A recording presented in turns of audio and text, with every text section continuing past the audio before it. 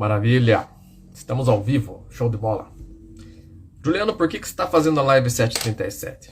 Juliano, por que você está fazendo essa leitura bíblica todo dia? O que te motiva? O que te impulsiona, Juliano? Qual que é o grande lance? O negócio é o seguinte, cada um de nós tem alguma coisa para fazer. Cada um de nós tem alguma coisa para oferecer ao mundo. E o que me incomoda é não divulgar a palavra de Deus todo dia. Esse é um negócio que me deixa doido, cara. Doido. E aí quando vem essa possibilidade de fazer isso todo dia, através de uma rede social, através da câmera do meu celular, rapaz do céu, não tem como não fazer. Não tem como. Aí eu deixo essa pergunta aqui pra você. O que é que você sabe que você precisa fazer? O que é que tem aí contigo que você sabe que você pode fazer bem, né? E ainda não faz? Largue mão. Faça de uma vez. Beleza? Meta a ficha e faça sem pensar duas vezes. Você que está me assistindo agora, bom dia, Lu. Você que está nos assistindo depois, bom dia, boa tarde, boa noite. Façam um excelente dia, uma excelente terça-feira. Hoje nós vamos dar continuidade na nossa leitura sobre o livro de Atos dos Apóstolos. E agora nós vamos começar o capítulo 11. Capítulo 11. Ontem nós vimos que Pedro teve uma experiência bacana, né? Pedro, que era um cara focado em levar a mensagem aos convertidos que vinham do judaísmo. Pedro tem uma experiência bacana onde Deus mostra para ele que não é só isso, não é só o povo de Israel, não é só o pessoal que se converteu ao judaísmo, não. A palavra precisa ir além. E aí ele ensina Pedro, né, que de maneira nenhuma considere impuro aquilo que o Senhor purificou. Bom dia, Rogério, meu brother. Então vamos nessa aí, vamos ver o que acontece depois que Pedro tem essa experiência, depois que Pedro e os discípulos veem o Espírito Santo abençoando o pessoal ali dos gentios, né? O pessoal que não era de Jerusalém, e eles ficam de cara, né? Eles falam, caramba, como é que aconteceu isso? O que acontece depois na sequência? Vamos ver? Atos dos Apóstolos, capítulo 11. Chegou o conhecimento dos apóstolos e dos irmãos que estavam na Judéia, que também os gentios haviam recebido a palavra de Deus. Quando Pedro subiu a Jerusalém, os que eram da circuncisão o arguíram, dizendo, entraste em casa de homens incircuncisos e comeste com eles. Moçada, sabe o que quer dizer isso daí? Por mais que eles já estivessem na fé, vivendo a fé no Senhor Jesus, eles ainda tinham muitos vícios do judaísmo. Um deles era esse aqui. Então vejam, eles se dividiam em grupos, né? E alguns grupos eram esses circuncidados, ou seja, o pessoal que vinha do judaísmo mesmo, o pessoal mais tradicional, mais conservador, tinha se convertido. O que eles falaram para Pedro? Pô, Pedro, você é o nosso líder, cara, você é o exemplo dos caras aqui e tal. Como é que você vai para uma terra distante e entra na casa de um povo aí que não é circuncidado, pô? Come com eles, Pedro. Que isso, cara? Como assim, meu? O que está acontecendo com você, Pedro? Ô, Pedro. Aí Pedro começou a fazer-lhes uma exposição por ordem, dizendo, versículo 5, eu estava na cidade de Jope orando, e num êxtase tive uma visão em que observei descer um objeto como se fosse um grande lençol, baixado pelas quatro pontas e vindo até perto de mim. E, olhando para dentro dele, ou fitando para dentro dele os olhos, vi quadrúpedes da terra, feras, répteis e aves do céu. Ouvi também uma voz que me dizia, levanta-te, Pedro, mata e come. Ao que eu respondi, de modo nenhum, Senhor, porque jamais entrou em minha boca qualquer coisa comum ou imunda. Segunda vez falou a voz do céu, ao que Deus purificou, não consideres comum. Isto aconteceu por 3 vezes e de novo tudo se recolheu ao céu. E eis que na mesma hora pararam junto da casa em que estávamos 3 homens enviados de Cesareia para se encontrarem comigo. Então o Espírito me disse que eu fosse com eles, sem hesitar. Foram comigo também estes 6 irmãos, e entramos na casa daquele homem. E ele nos contou como vira o anjo em pé em sua casa, e que lhe dissera: envia a Jope, e manda chamar Simão, por sobrenome Pedro, o qual te dirá palavras, mediante as quais será salvo, tu e a tua casa. Vamos pegando aí o código. Quando, porém, comecei a falar, caiu o Espírito Santo sobre eles, como também sobre nós no princípio. Então me lembrei da palavra do Senhor quando disse: João, na verdade, batizou com água, mas vós sereis batizados com o Espírito Santo. Que massa, né, meu? Que legal, assim, a gente vê a vida da igreja e o evangelho se descortinando para eles, né, cara, para os discípulos, para o próprio Pedro, que era um líder, né, cara. Você vê o que ele fala aqui: putz, naquela hora eu entendi, fez assim, ó, putz, eu entendi o que o Senhor falou, o que ele quis dizer quando ele falou: olha, o João Batista, ele batizava com água, mas vocês serão batizados com o Espírito Santo. E aí ele viu isso acontecer com eles, com os discípulos, e daí viu acontecer com esse pessoal que não era discípulo, esse pessoal que tinha acabado de se converter, era um pessoal que não tinha origem nenhuma, não tinha pedigree nenhum na cabeça deles, né? Eles não tinham. É bem isso, não tinham pedigree, eles não tinham origem, eles eram de fora, pô. E Pedro vê que os caras foram abençoados. Muito louco isso. Aí cai a ficha do Pedro. Já aconteceu isso com vocês? Na prática, de vocês ouvirem uma coisa assim várias e várias vezes, mas ouviu, entrou por um ouvido, passou pelo cérebro, saiu pelo outro ouvido, mas não fez sentido. E aí, de repente, você vê determinada situação e pau, caraca, fez sentido, meu. Eureka, né? Putz, agora eu entendi essa parada. Aconteceu isso com Pedro aqui. Versículo 17. Pois se Deus lhes concedeu o mesmo dom que a nós nos outorgou quando cremos no Senhor Jesus, quem era eu para que pudesse resistir a Deus? Nossa, esse código aqui, pessoal, pega aí. Que animal. Quem era eu para que pudesse resistir a Deus? Olha o Pedrão, hein, cara. Pedro é o maior pescadorzão, toscão, e o cara virou um puta de um líder. Virou uma baita autoridade. Mas qual que era o lance? Sensível à voz do Senhor. Sensível. Mesmo quando o ensinamento, de alguma maneira, destoava daquilo que era tradição. Mesmo quando o novo ensinamento discordava daquilo que era tradição. Peguem essa. E ouvindo eles estas coisas, apaziguaram-se e glorificaram a Deus, dizendo: logo também aos gentios foi por Deus concedido o arrependimento para a vida. Eureka! Caiu a ficha pros caras também.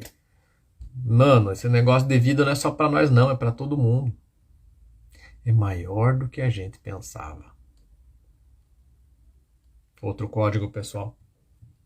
Tudo que tem a ver com a fé em Deus é maior do que a gente pensa. O próprio apóstolo Paulo escreveu isso, né? Que o Senhor pode fazer infinitamente mais do que pensamos, do que cremos. Infinitamente mais. Muito além. Aqui aconteceu com os caras também. Muito massa. Versículo 19. Então os que foram dispersos por causa da tribulação que sobreveio a Estevão se espalharam até a Fenícia, Chipre e Antioquia, não anunciando a ninguém a palavra, senão somente aos judeus. Então tá. Então Lucas conta aqui a história do que acontece com Pedro, né? Pedro vai e tal, até Jope e tal, volta, tem essa experiência, daí ele relata para os irmãos enchem o saco dele, como é comum aos religiosos. Vejam, mesmo o pessoal aqui que era, né, estava ali no primeiro amor, mesmo o pessoal que estava ali naquela coisa de fé, de, poxa, Espírito Santo derramado, novidade e tal, mesmo assim, essa porcaria de religiosidade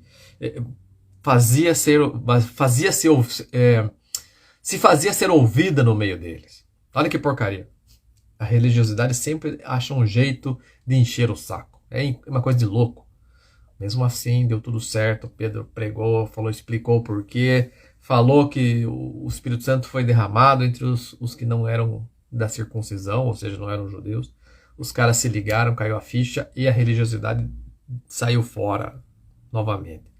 Daí Lucas faz um corte nessa narrativa e começa a falar de outra coisa. Ele relembra, ele fala, olha assim, pessoal, lembra aquele povo que sofreu perseguição por causa da morte de Estevão? Ou melhor, a perseguição que começou depois da morte de Estevão? Lembra desse pessoal que foi espalhado, foram dispersos, foram espalhados? Então, esse pessoal aí se espalhou até a Fenícia, Chipre e Antioquia. E eles continuaram pregando, mas não para todo mundo, eles pregavam somente para quem era judeu. Ó, a tendência da igreja era essa, eles pregavam só para quem era judeu. Versículo 20. Alguns deles, porém, que eram de Chipre e de Cirene, e que foram até Antioquia, falavam também aos gregos, anunciando-lhes o evangelho do Senhor Jesus. Pega o código. A mão do Senhor estava com eles, e muitos, crendo, se converteram ao Senhor. Cara, eu vou fazer uma pausa aqui, porque é o seguinte, meu. Esse lance aqui, ó, a mão do Senhor estava com eles, é punk, meu. Sabe por quê? Eu já falei isso algumas vezes aqui presencialmente. O Rogério vai entender bem o que eu tô falando. Quando eu estudava no seminário, ajudava na igreja.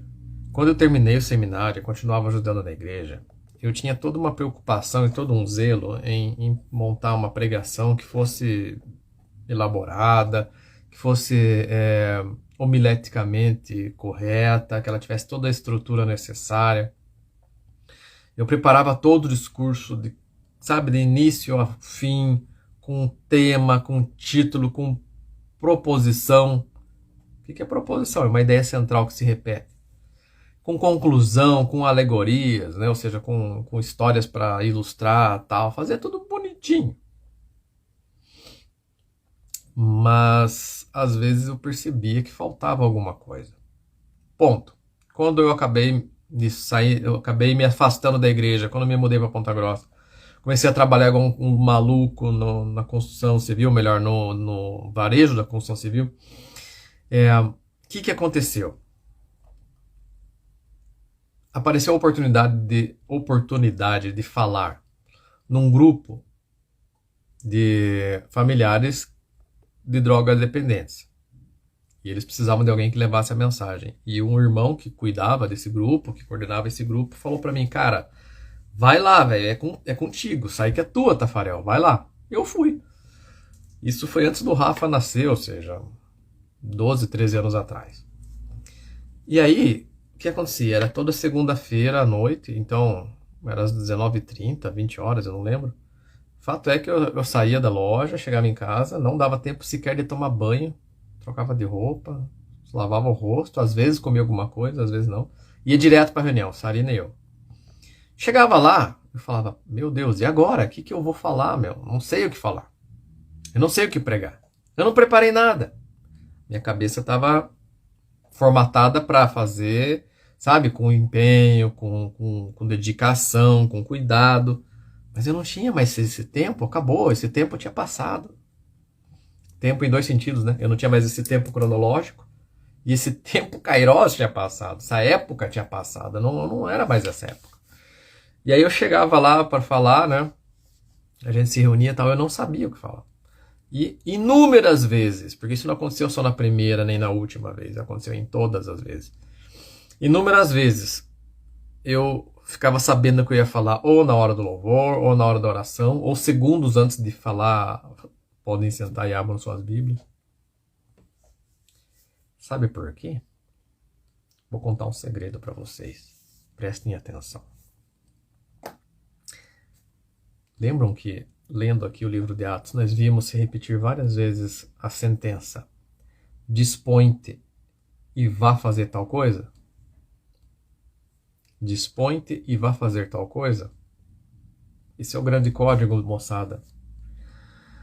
Para a gente trabalhar no reino, a gente precisa só estar disposto em primeiro lugar e depois obedecer. Pegaram? estar disposto e obedecer. Vejam o que aconteceu aqui com Pedro.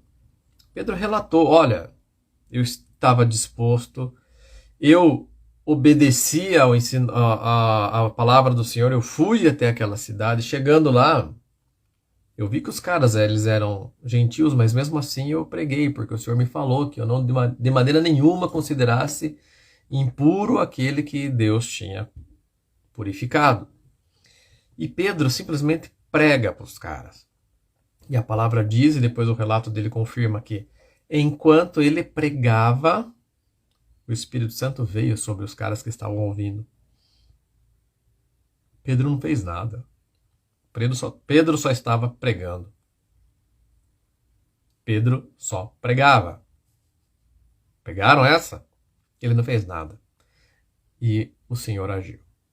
Os discípulos aqui que foram dispersos por causa da perseguição que veio depois da execução do Estevão, eles foram dispersos. Alguns pregavam só para judeus, outros, entretanto, pregavam também aos gregos. E olha o que acontece. A mão do Senhor estava com eles. E muitos, crendo, se converteram ao Senhor. O que esse povo fez? Nada. Só pregava. Vocês estão pegando? Estão me acompanhando? Eles não fizeram nada.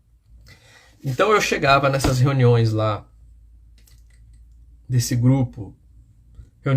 Essas reuniões, aliás, eram pesadas. Porque o contexto de uma família que sofre com droga-dependência é triste, é pesado. É pesado, é sofrido, cara. Só quem já viu de perto sabe como é que é.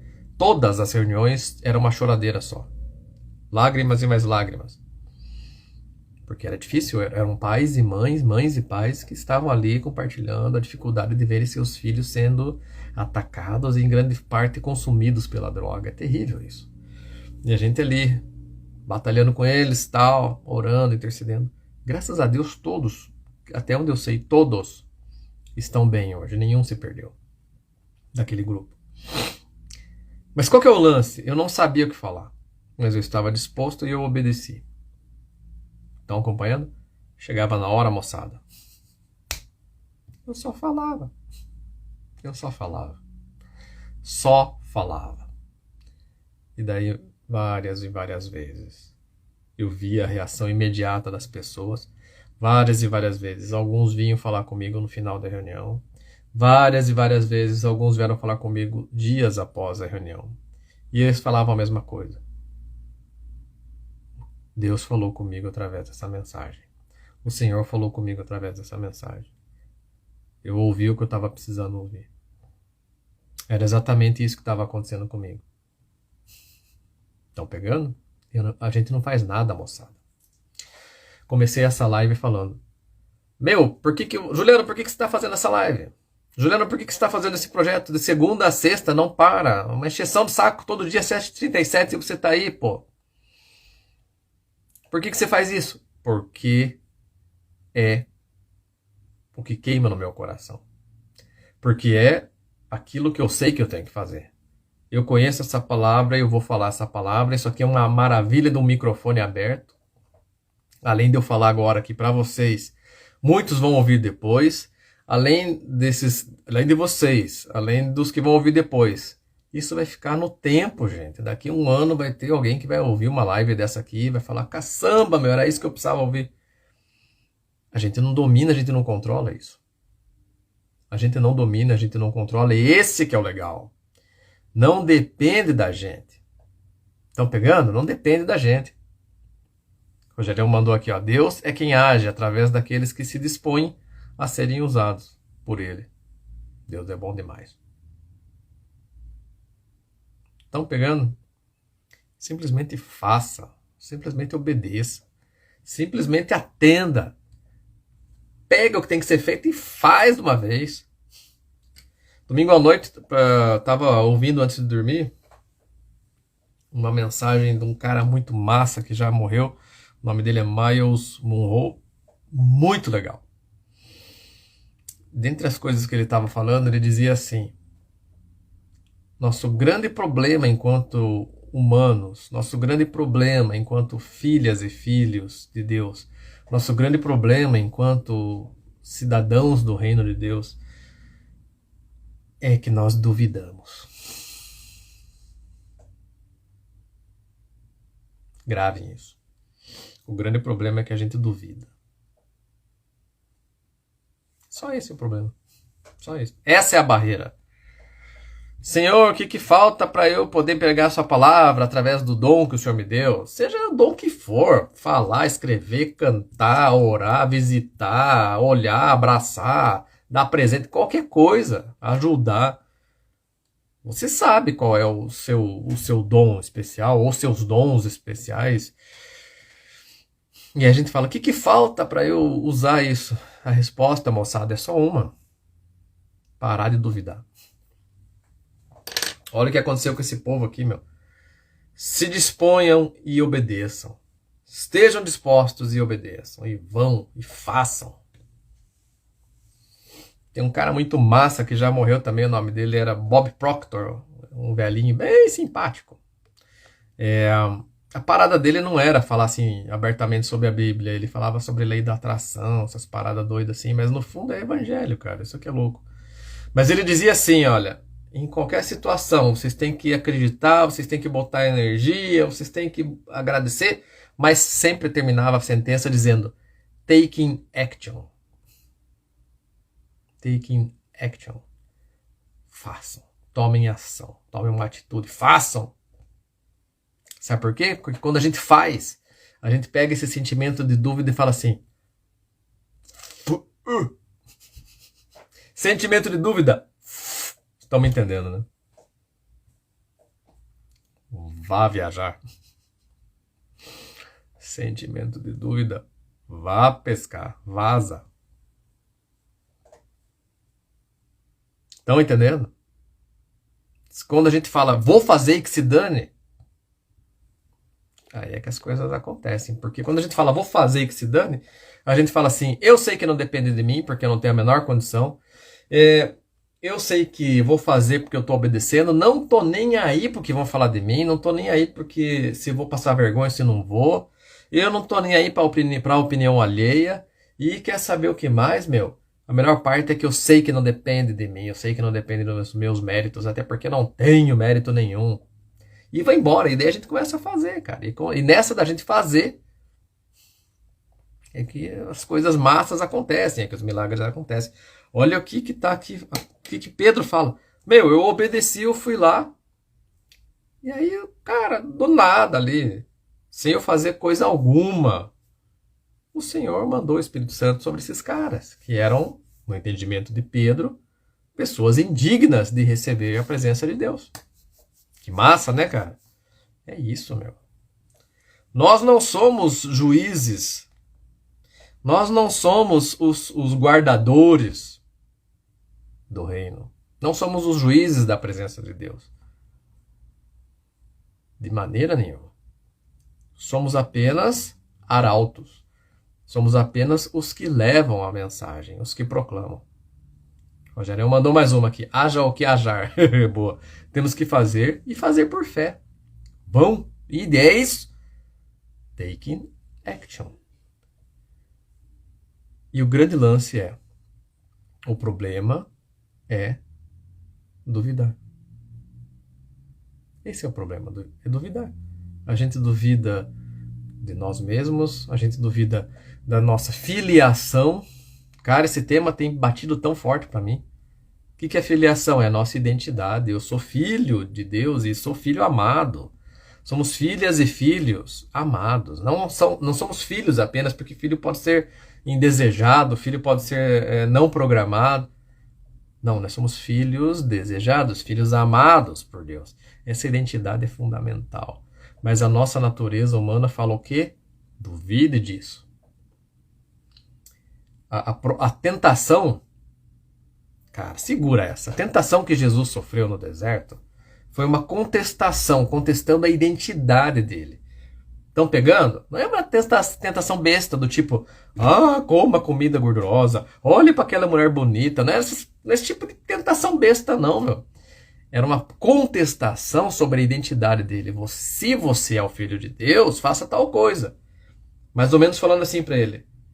Tá bom, você sabe que você é o filho de Deus, né? Mas eu vou plantar dúvida na tua cabeça, porque se você também é humano, eu vou conseguir fazer isso. Estão pegando?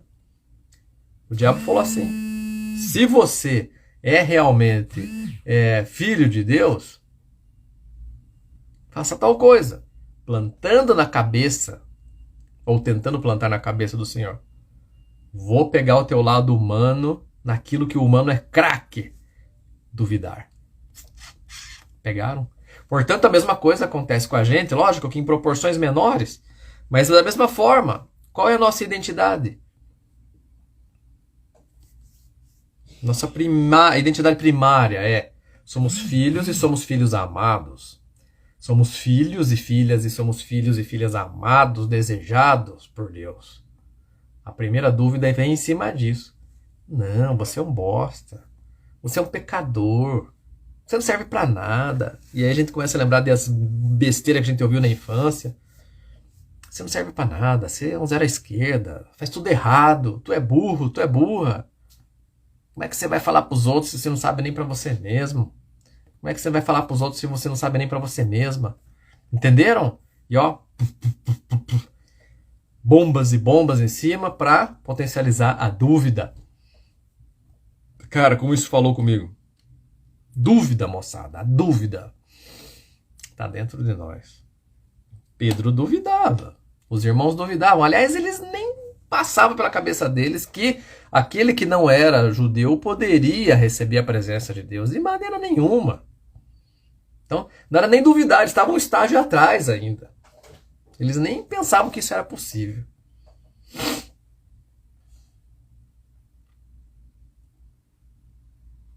Quando eu deixei de duvidar, quando eu simplesmente me dispus, quando eu simplesmente falei eu obedeço, eu cheguei nesse grupo que eu citei para vocês e eu simplesmente falava o que em 100% dos casos eu não sabia o que falar. Eu não sabia o que eu ia falar, mas eu falava. Cara, e foi doido demais.